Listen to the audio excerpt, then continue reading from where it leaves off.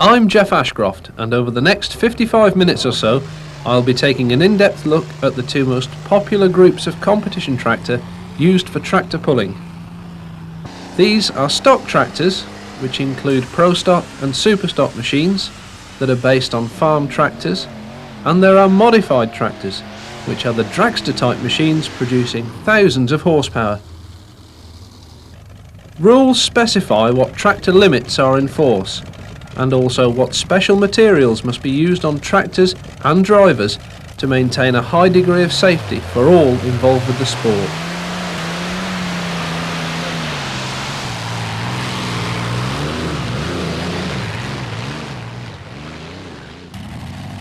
But before we look at the technology used in these competition tractors, we need to take a look at how the sport operates to get an idea of exactly what these tractors need to do.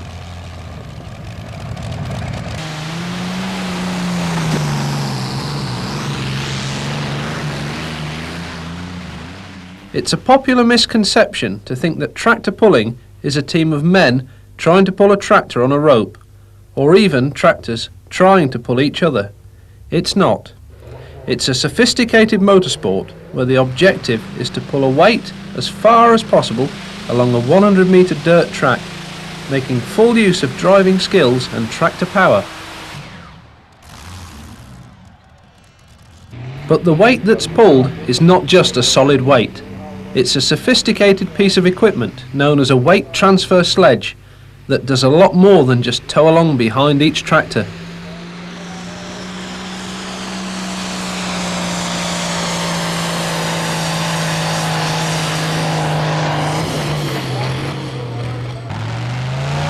At the start of each pull, the weight transfer sledge acts as a rolling weight to allow tractors to get away from the start line. Then during its progression along the track, the sledge's characteristics change into that of a dead weight by transferring all its weight onto the back of the pulling tractor. It does this by using a sliding ballast box on its chassis, which is mechanically driven by the sledge's wheels. As the sledge is pulled along the track, its ballast box advances forward along the sledge chassis towards the pulling tractor, and while doing this, its weight is then gradually transferred from the sledge's wheels onto a large skid pan at the front end of the sledge, increasing the weight that the tractor has to pull. This can be as much as 100 tons. By using a series of gears, the sledge operator can determine how quickly or slowly the ballast box moves up the sledge. This load can be varied further by adding or removing weights from the ballast box. This is particularly important for the different weights of tractor taking part. The distance the weight is moved is accurately measured to the nearest centimetre by laser beam, so there can be no arguments as to how far the weight has moved. Competition is also policed by flagmen at each end of the track to ensure there is no foul play or dangerous driving by competitors. After each pull, the weight is repositioned at the beginning of the track, and the track surface is also graded and rolled so that each competitor has a firm, even surface on which to drive. In theory, each competitor gets to pull under similar conditions, so no one has an unfair advantage. The modified tractors compete at 4 weight levels. These are 2.4, 3.4, 4.4 and 5.4 tons. Stock tractors compete at only 2 weight levels, 3.4 and 4.4 tons.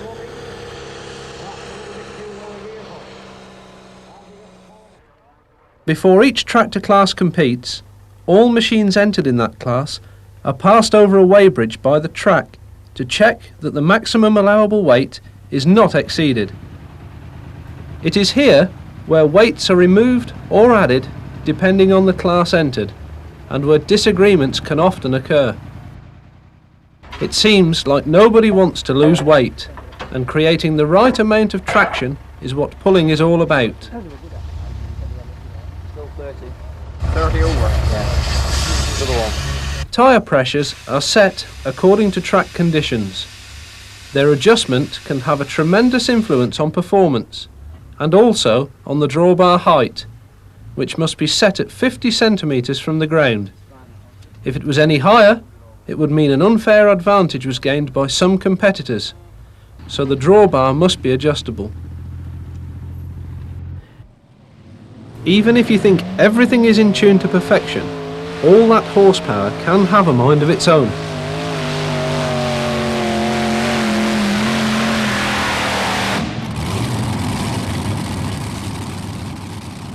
You'd be forgiven for thinking that the machine with the most power will win, but it's not always the case. Track conditions, driver ability and tyres all play a vital role in moving the weight as far as possible along the track.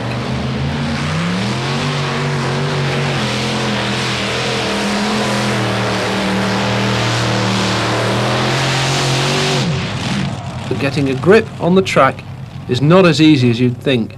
Tyres with plenty of tread do grip, but they also dig up the track surface, throwing soil in front of the sledge and increasing the load that you're trying to pull. So large cleats, like those found on conventional tractor tyres, are out. You need just the slightest amount of tread to avoid all that soil build-up.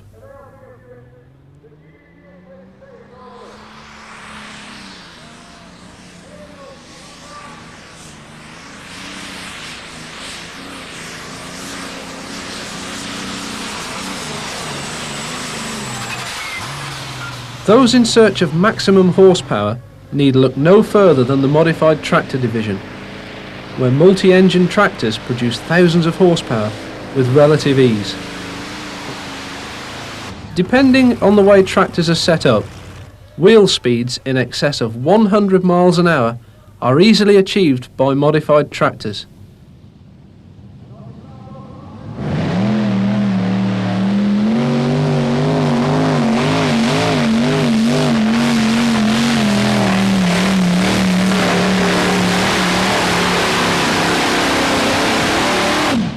There's no doubt that if you've got the power, you've got to spin the wheels.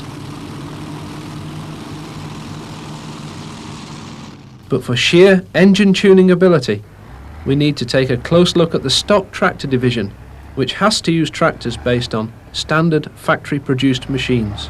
That means the stock tractors must retain their identity, along with a standard engine block, crankshaft, gearbox casing and rear axle casing as intended for that model by the original manufacturer. But there's nothing to stop you fitting other parts within.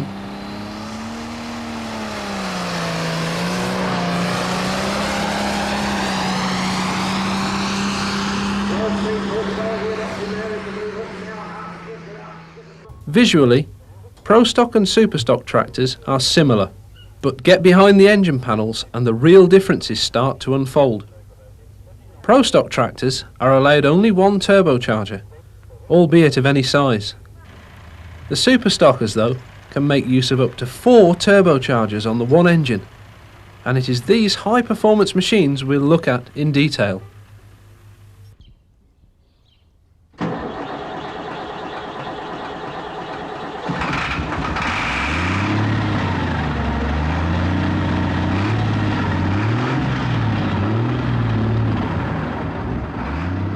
One of the top Superstock tractors in Europe is the JBJ Express. It's based on a John Deere 4230 tractor and is a long way away from the 130 horsepower farm tractor that it once used to be. With a smart outward appearance, the only real inclination of what lurks beneath the bonnet might just be given away by the twin exhaust pipes. Its 6-cylinder diesel engine now revs over 5,500 RPM, and with 4 turbochargers is estimated to produce 1,500 horsepower.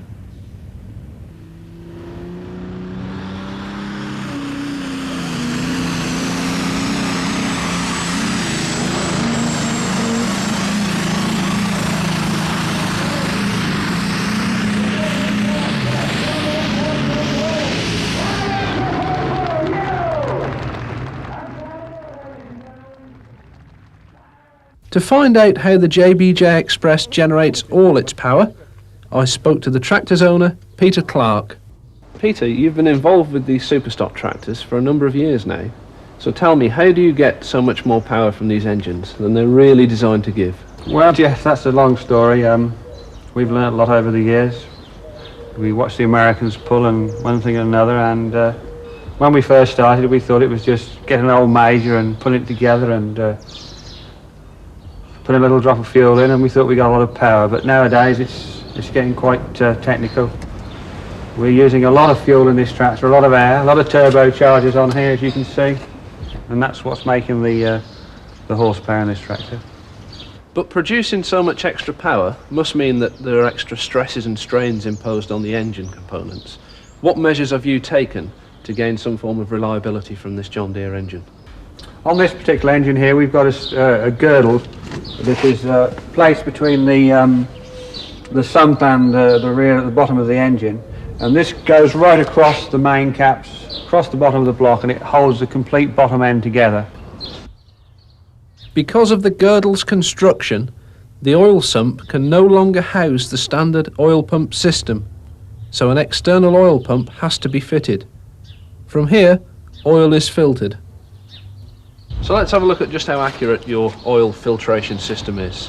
Well, Jeff, instead of using the old paper system where you just screw them on like you have on your car and your ordinary tractor, we did away with that, and we're using this Oberg filter, and it has a inlet here and outlet. Oil comes in, oil goes out, and the idea is we can take it apart, and inside we have a gauze, a fine gauze, and the oil is coming through this, and we can take it apart and we can actually look at this just to see what we're filtering. Now, generally speaking, there's a few bits, but if there's a lot, we know we have a problem, so we start looking at things inside the engine.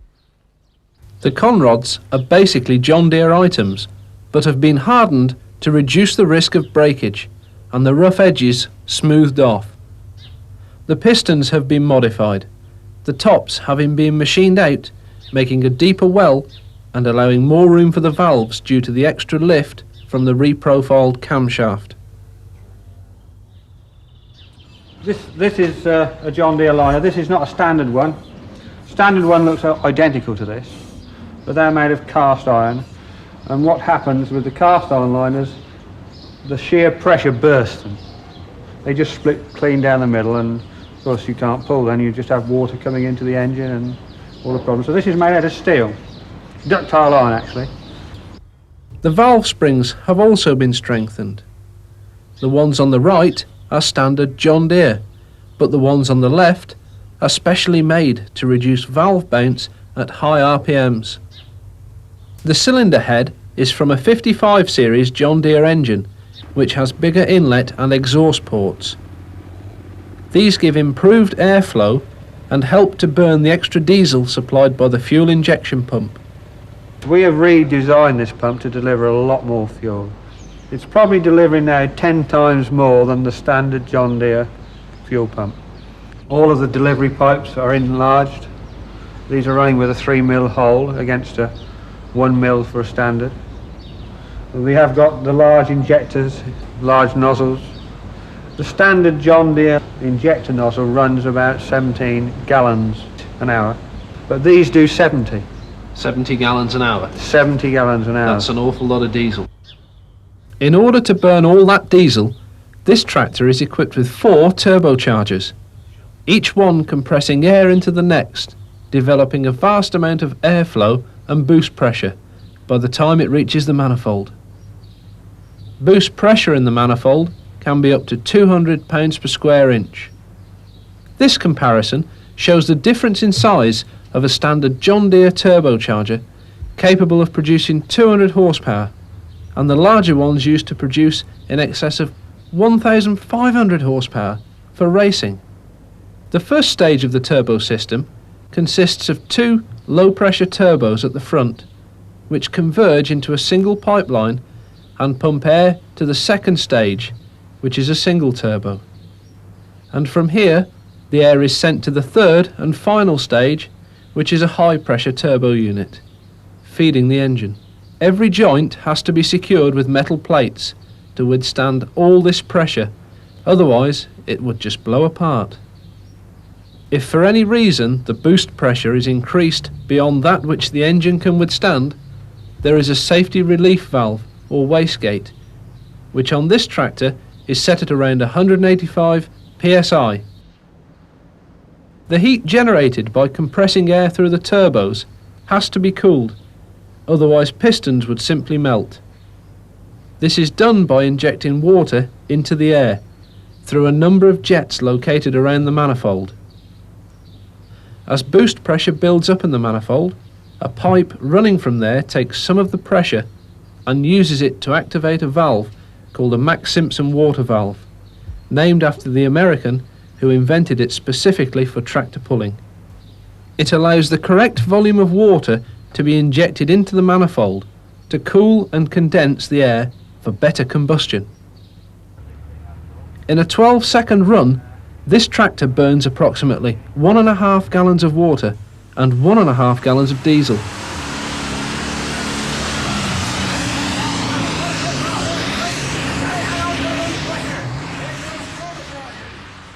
The extra horsepower that the JBJ Express now has requires strong clutch and transmission components. The standard single-plate clutch has been replaced by a Crauer-type racing clutch with 4 plates, and the original gearbox has been modified to carry 2 pulling gears to achieve wheel speeds in excess of 70 miles an hour.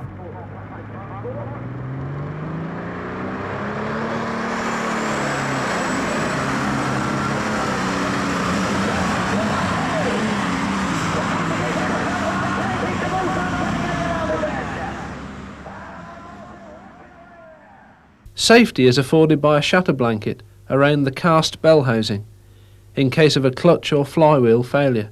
Such safety features are mandatory in all classes to protect tractor drivers and spectators.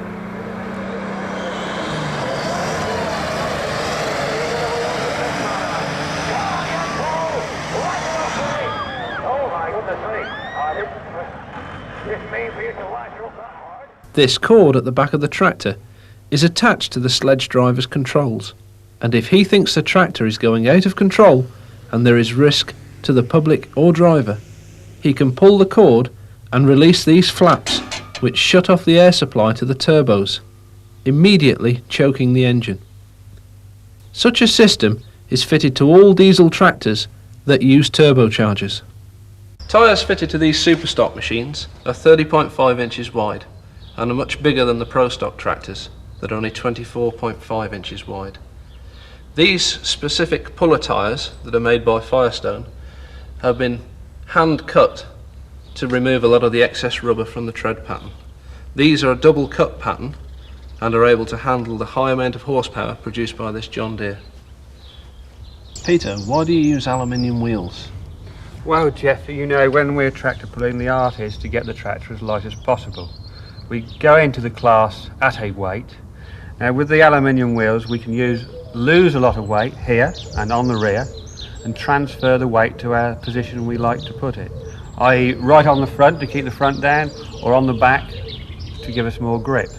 So that's really the reason we use the aluminium, and also it sets the tractor off, gives it a pretty appearance. To Peter Clark, having a tractor that looks good on the track is as important as winning, and like many other tractors, the JBJ Express has its own personalised artwork that sets it apart from all the rest. The Superstock division has an attraction all of its own, with plumes of dense black exhaust smoke and whining turbos.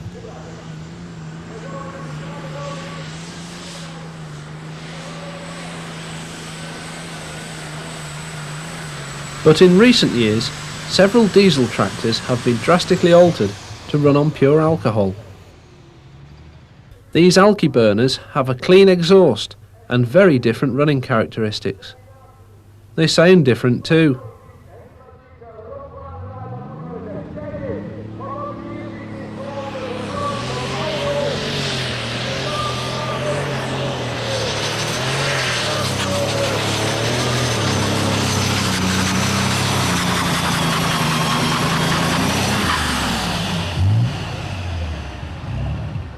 These engines rely on a spark ignition system to burn the alcohol fuel, where smokers rely on compression alone.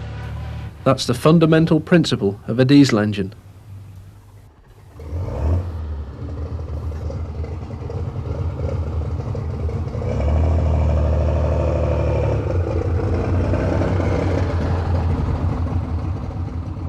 Traditional diesel enthusiasts will tell you that there's only one place for alcohol, and that's in a glass.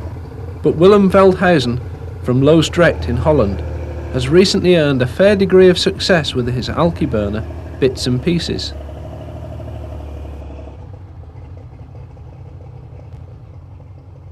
I chatted to Willem at his garage where the tractor is maintained.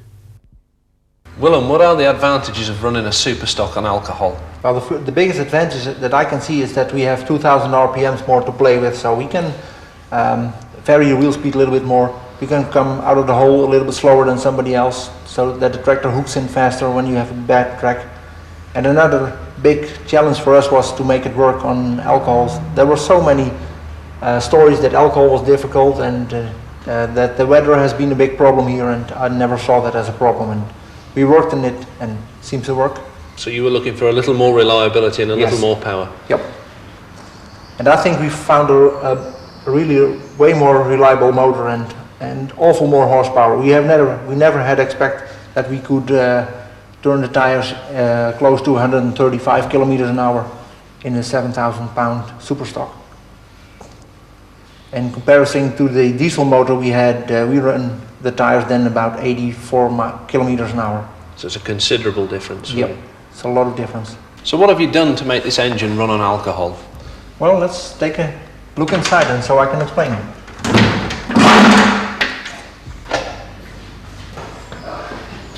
On the diesel motors you will find here your fuel pump, and in these holes you will find the fuel injectors. On the alcohol motor we took them out, put spark plugs in it, took the fuel pump off and put a distributor on it. So how do you get the sparks from what was a diesel engine? I will explain to you. This whole ignition system is triggered by this trigger wheel. We can change the ignition timing from 30 to 10 degrees. We run it close to 25 degrees. This here is the aluminum wheel with steel points on it. As soon as the steel points passes this center, it gives a signal to the MSD box. The MSD box doesn't give one spark, it sparks about 20 crankshaft degrees long. It's a continual spark for 20 degrees. Yeah, it's multiple spark. So you get a lot of sparks in a short space of time. Yep. To burn the fuel. Yeah, really concentrated. And it's capable of jumping about a gap of 10 centimeters. So it's very, very strong. Oh yeah, it's no problem to kill somebody with it. Connected to the MSD box is the rev limiter. This is a small box to the right. The rev limit is controlled by a chip inserted into this box, and as you can see, this one reads 6,800 RPM. Changing chips can alter the maximum RPM by 200 RPMs above and below this figure.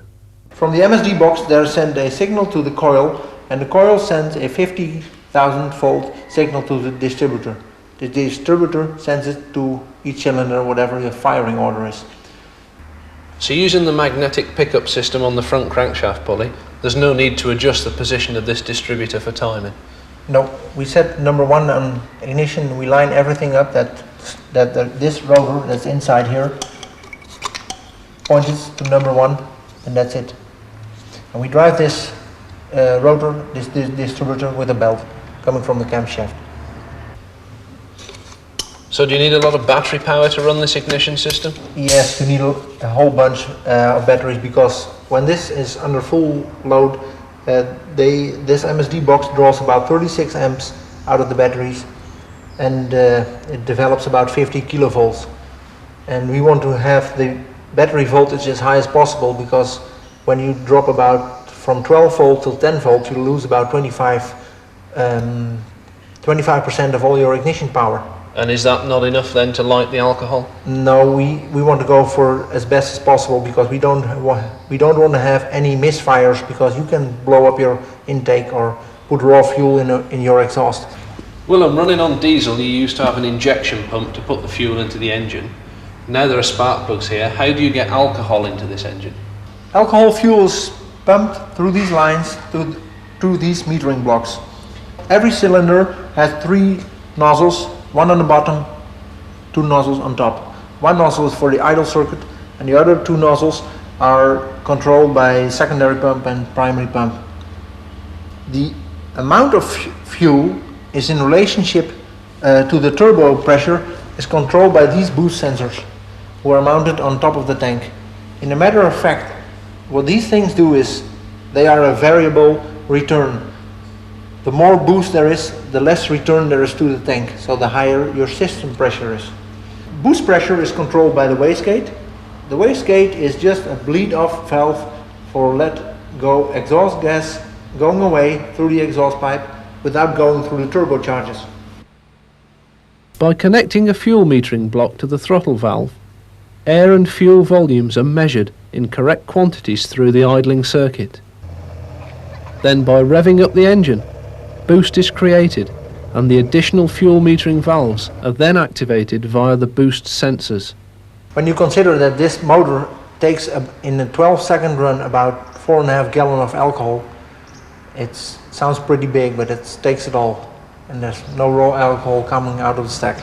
It's all being burnt. It's all being burned and making horsepower on it. So with all that fuel going in, you must need a lot of air to burn with the alcohol. Yes, for the air we use 3 turbochargers in 2 stages. For example, this turbocharger, the size of the intake wheel is close to 4 inch. The total amount of air we can control that by wastegate, setting up the wastegate higher or lower. Compared to a diesel engine then, how much boost are you running with this alcohol tractor? At this moment, Jeff, we run about 55 pounds of boost at 3.6 bar boost pressure. And we can go up to about 75 pounds of boost. After that we start having problems with detonation. Willem, how do you keep the engine cool? I see you have no radiator on this engine. No, you're right. There's no radiator on it because we put so much alcohol in our motor that it doesn't heat up at all. And even after a run, you just can put your hands on the head, no problem. It's just nice and warm. And the block's dry, no water in the block? Yeah, no water in the block. You just can even touch the sleeves here. You have to realize that alcohol's boiling point is 65 degrees.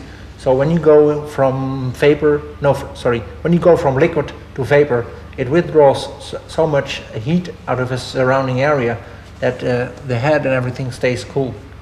Do you use a standard lubrication system with this engine? No, we have a special designed lubrication system. For start, we have a big oil sump that contains more oil than a stock oil sump. So we have enough oil on the pickup points when we are high in the air, let's say 6 feet in the air. The oil pump is a big, with a 3-stage Weaver oil pump. It's built for dragsters. It has 2 sections. These 2 sections are for the motor. The first section is for the turbochargers. We have for the turbochargers a special oil circuit, its own sump that you see over there. So we have no mixture of motor oil and alcohol going through the turbochargers. So is there an advantage in oil pressure terms by running a pump system like this? Yes, we think so, because we can run higher oil pressure in the turbochargers and cool them down faster than what we run in the motor. And is your engine oil pressure higher than a factory tractor would be? Oh yes, it's about close to 3 times higher. Because the main reason for that is because when this we carry aluminum rods in this motor, and when you heat up those aluminum rods till around 65 or 75 degrees, you nearly double the oil clearance. So you have to have a lot of oil to keep the bearings lubricated. Yep. And that's not necessary for the first run, but for the second run it's really important. And we did some checking last winter and we found out that it is nearly not possible to make 3 runs, especially not in a row. The clearance would be so much, yes, that you'd wear the bearings out. Yep. Can you burn alcohol using ordinary diesel pistons? Oh yes, no problem. I know a guy in Indiana who's doing it, but it's a matter of fact, it's wasting horsepower because you have so much moving weight going around that there is no need to have it so heavy that we build our own components using a lightweight piston, BRC piston, and the lightweight homemade aluminum rod. Just weighs about, I think, 25% of the total weight of this unit. And you have to consider that it can be lighter because diesel acts like when you have this piston in top dead center and you hit it with a 40 kilo hammer. And after you have hit it, it's over. And this thing burns nice and slow. It starts burning at just before top dead center and it burns a long way down. The only disadvantage is this thing has less torque than this one. Diesel has way more torque than an alcohol motor. So you need more revs with an alcohol motor? Yeah, but it makes more revs because the whole process is to make more RPMs. So there's no need to run a girdle on the bottom of this engine for extra strength? No, we don't use a girdle. We only build for this motor steel main caps and line board the whole block again. So compared to your earlier diesel engine, how much horsepower do you think this engine produces on alcohol? I think we are close to 2,200, 2,400. And how does that compare to your diesel engine?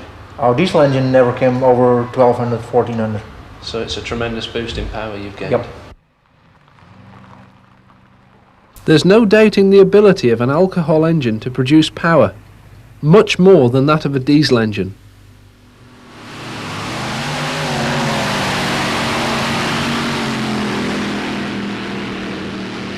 The most powerful machines on the tractor pulling circuit can be found in the modified division. Here, tractors use single and multi-engine configurations, with engines sourced from aeroplanes, tanks, motor torpedo boats and automotive applications where extremely powerful, lightweight engines can be found. Obviously, the emphasis here is on maximum power. It seems that in recent years, the V12 Allison engine tractor has become a very popular machine on the modified circuit. Although Rolls-Royce V12 Griffon engines and Chevrolet V8 engines are also well favoured for their high power outputs.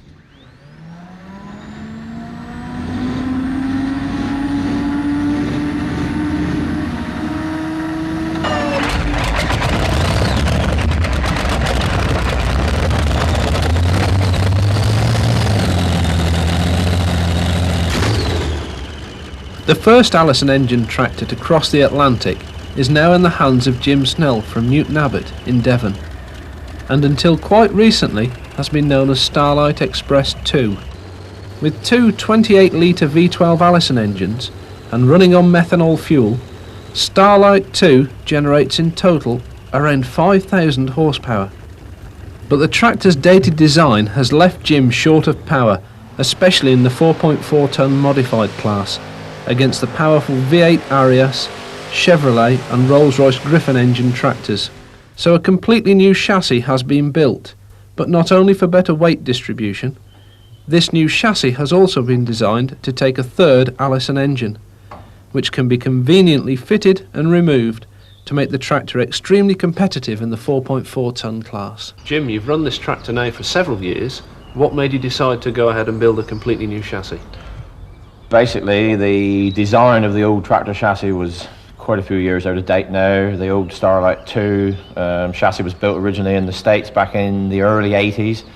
Very successful, very competitive in its day, but the chassis design is way out of date now. The actual chassis is much too rigid.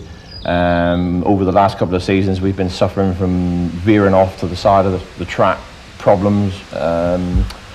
In order to eliminate this problem, we've decided to build a new chassis out of chrome moly, which is very flexible, as you know. Hopefully this is going to help cure our problem. How essential is flexibility in a chassis design? Well, very, very essential, Jeff. You need to concentrate all your power through your back wheels together. Get all your power locking into the track together. Without the flexibility of a chrome moly chassis, you will get the one wheel will be trying to lift off the track. The chassis will start to twist if it's a rigid chassis, and it will be trying to lift one wheel off the ground. Hence, you start to veer off to the side of the track. With the chrome moly, the chassis absorbs the twisting and hopefully keeps the back wheels locked into the track. The chromoly is of the type used in most aircraft. After flexing, it will return back to its normal shape. The design of the chassis has to counteract the forces of the two engines as they rotate in different directions. 7,500 horsepower is going to produce a lot of torque, and it's going to put a lot of twist on this chassis. Yeah, it's a lot of power, and yes, it will put a lot of twist on the chassis, but we hopefully are going to reduce the amount of twist in the chassis by running a left-arm rotation motor and a right-arm rotation motor. If they were both running the same direction, you would get a lot of what we call torque up on the chassis. But Allison manufacture a left-arm and a right-arm rotation motor. Hopefully this is going to counteract too much torque up on the chassis when we're running the two motors. And what about running the third engine up in the middle? The third engine is going to be running in a clockwise direction, so we'll be running two clockwise, one anti-clockwise. Because that engine runs down through the centre of the chassis, that shouldn't affect the amount of torque up we're going to get on the chassis. So how's Jim going to get all this power to the back axle? Right, the power is transmitted from one engine will be sat here, driving through that cog there. The other engine will be sat here, driving through this cog here. There's 8 gears inside this cross box, which has been specially made to accept all these gears. You may see that there's a scoop out of the top of it there. That's designed so that the top engine, the clutch housing, will sit in there and it doesn't foul up in the actual cross box when you lift it on and off. One engine has got a clockwise direction, and the other engine has got an anti-clockwise direction, hence the extra idler gear which you see there. The power is brought from outside across the cross box and into that center output shaft which is there. That sends the power through out the cross box into the drop box, and then out the drop box and into the main gearbox which is behind that. As the rules and regulations stand at the moment, you're only allowed to use 2 engines in the 3.4 class, but we are allowed to use 3 in the 4.4 class. So in the 3.4 class we need to remove the top engine, which is done by removing a series of bolts around this drop box. Bearing in mind this drop box will be bolted to the back of the engine. The engine will sit up about this height. So when we've removed a series of bolts around there, this box and the engine will be lifted off and removed. Then we're left with an open drop box. So we have to put an aluminium cover across there to keep the oil in whilst we run with the 2 engines. It's rather a big drop box for such small gears. Yeah, the reason for this, Jeff, is there may be very small gears in the bottom of the drop box, but it's a very big gear that drives those small gears. Now the reason for this is because we use aircraft engines, and aircraft engines don't rev nowhere near as much as these supercharged Chevys and automotive engines. So we need very, very high wheel speed, and the only way we can get the high wheel speed is to get very, very fast shaft speeds into the main gearbox. And the way we achieve this is to have a very, very big gear driving a small gear. With this gearing and a 3-speed manual gearbox, Jim expects to achieve wheel speeds of over 100 miles per hour.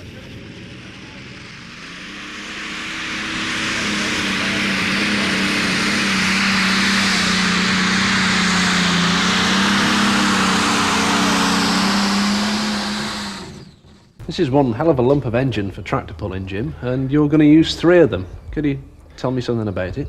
Yeah, they're American World War II fighter plane engines. Allison engines they are. They're 28 litre V12 supercharged. All aluminium, very lightweight for the size they are. In standard form they were running with a carburetor, running on petrol or avgas. We ran them for 1 season with a carburetor and running on avgas, but as the time goes on you need more and more power, so we converted them to run on methanol. And high-speed superchargers, which give us a lot more power. We're in standard form with a carburetor. These engines were pushing out around about 1200 to 1500 horsepower, and we're getting sort of an estimated 2500 horsepower per engine now. With 3 engines, that's going to be around 7 to 7,500 horsepower, and around about 84 litres. Jim's third engine was being rebuilt, having been imported from the States in various pieces. Mechanics Paul Tucker and Ian Grout have laid out the cylinder heads in preparation before assembly starts. This one has been bashed about a bit. There's damage on here. Yeah. You couldn't see that until I steamed it off, and it was all covered up with crud. But is there a right and left hand top for them, or not? No. Or are they cast exactly the same? These are the same. All the rock covers are the same, yeah. These blocks are they're marked. That's the right hand.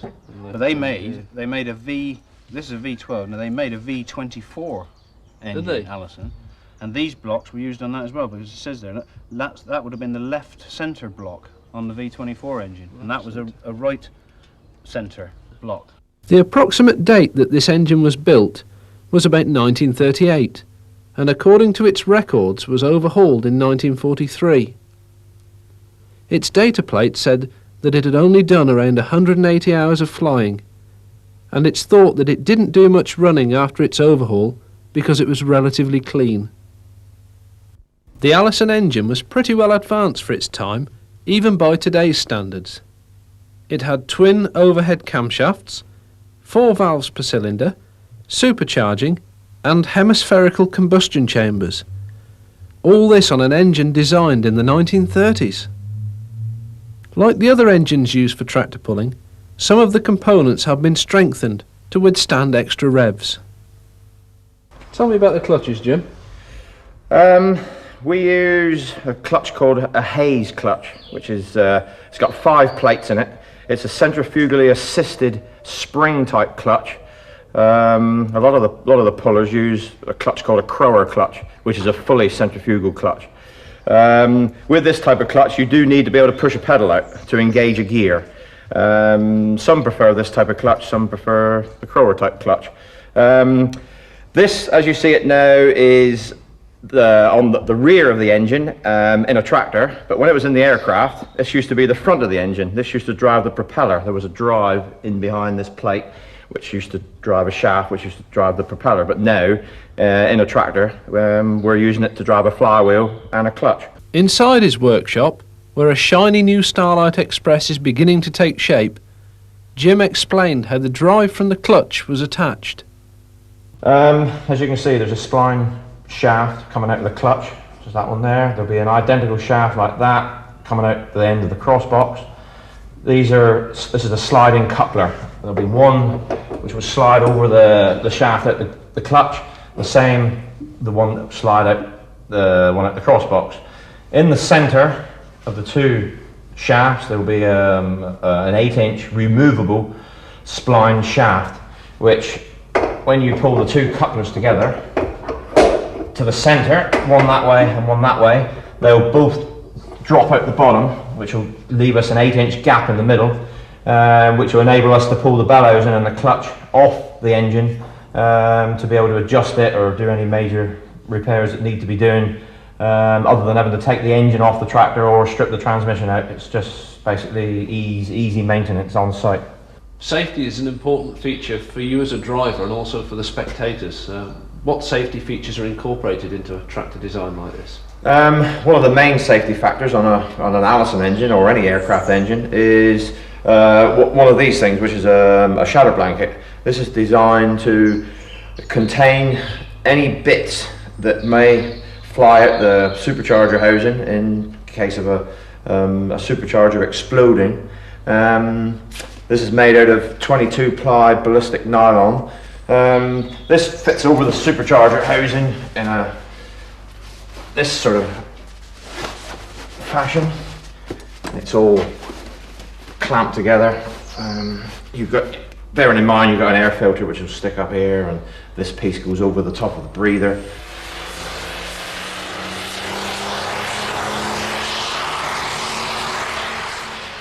Lifton in South Devon, a pro stock event but an ideal place to give the new Starlight Express its maiden run. In all, it took the Starlight team almost 12 months to rebuild this tractor, and now it can be appreciated why that chassis had to be so strong. It's come a long way from just a frame in the workshop.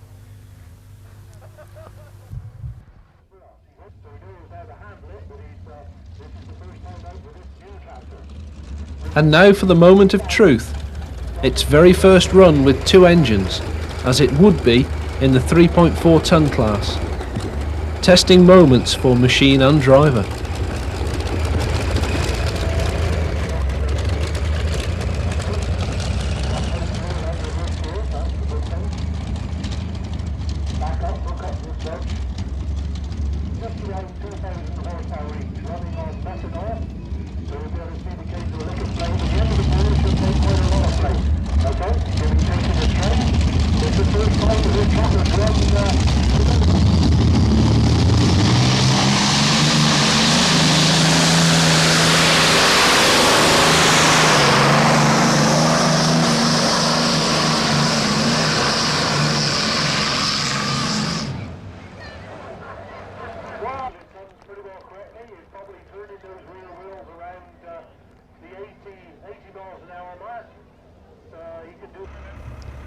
And now for the real test, as the third engine is lowered into position, ready for the 4.4 ton class.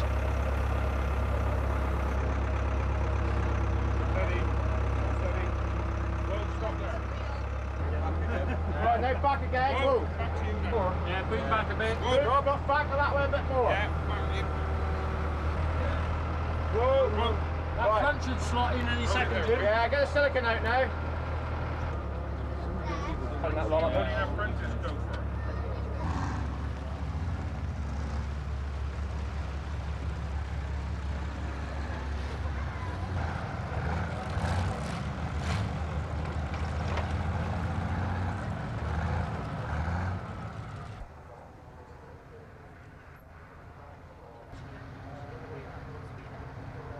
Right, fuel taps. Fuel taps, full. Yeah, all fuel taps on. Right.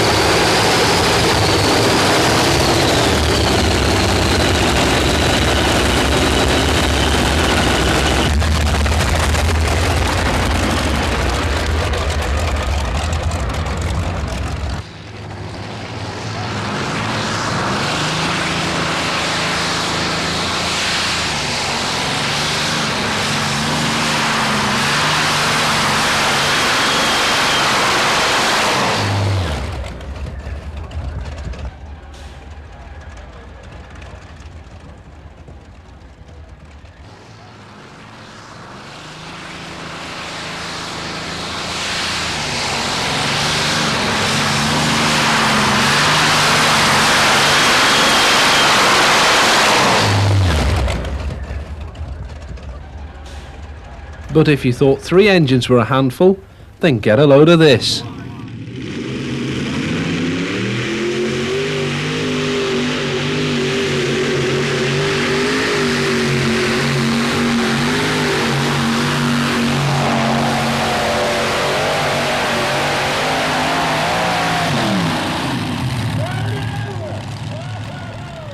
Desperate Dan is owned by Brian Armistead, based near Preston in Lancashire. And his modified tractor gets its power from using 5 Chevrolet V8 engines. They're light, they're also easy to modify, as most parts can be bought off the shelf. And they provide flexibility to the way the Desperate Dan pulling team runs the tractor, but at a price. Brian, what made you compete with a tractor such as this? Well, the main reason is from when we started off with an old Rolls-Royce diesel, and then went on to the 3 V12 Jags, and then on to the Griffon, and the second Griffon was alcohol injected turbocharge, and we just really wanted a bit more flexibility, and that's why we really went on to the Chevrolet. So what weight is the tractor with all 5 engines? It's actually weighted up for 4.4 in this weight class. We have about 800 pound of manoeuvrable weight, which we can put wherever we want to make it perfectly balanced.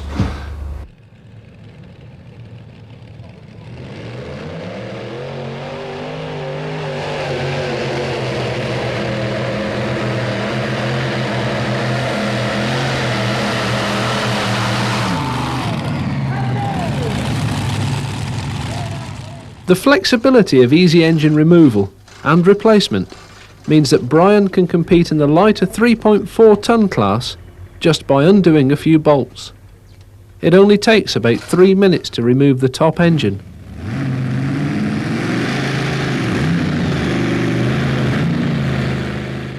And how powerful are these engines? Well, it's very difficult to say.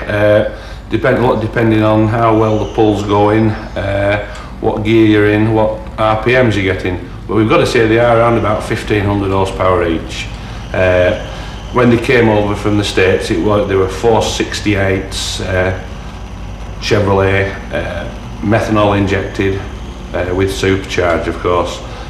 Since then we've rebuilt quite a lot of them, and they are all now 527 motors, still stopping on the alcohol injection supercharged. Have you had to get new blocks, or can you just put another? Yeah, we have, I'm afraid. We've got quite a lot of all new 527 blocks and all new components. We normally reckon about 80 runs on a motor before we strip them down and throw all the bearings, con rods and pistons, so we don't have any failures on the track.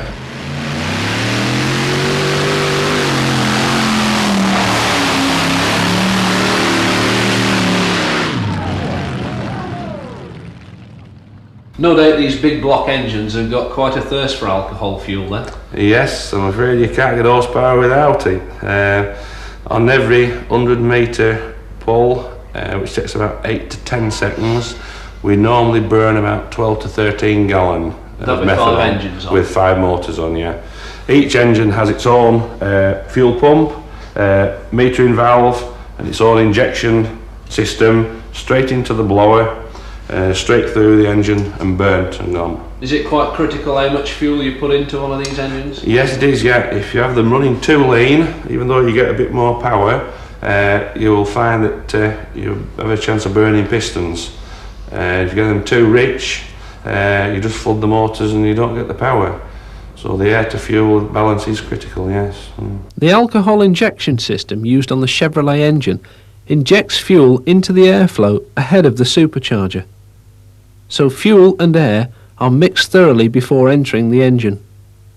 And how difficult is it to link 5 engines together like this? Not too bad really. It's all done on shafts. There's a flexible drive coupling between the 2 motors.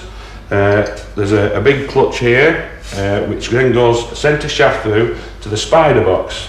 Now I only say, what's a spider box? Well, all it is a piece of aluminium with shaft going through the centre with a bevel gear on.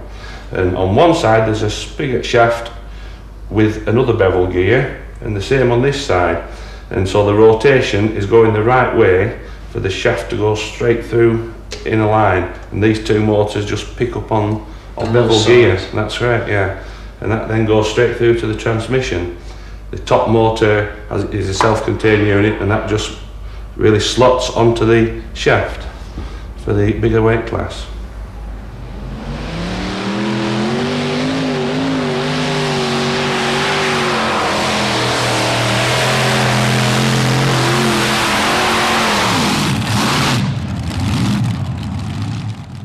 So all this power then just goes straight into the gearbox? That's right, yeah. The actual gearbox is a Humco puller box, which is really a fabricated aluminium box, all with Fuller commercial gears. Just 4 gears, 1 reverse and 3 forward, and that is then linked through a flexi drive coupling straight into the Rockwell diff. What sort of wheel speeds can you achieve with this tractor? Around about 115 mile an hour.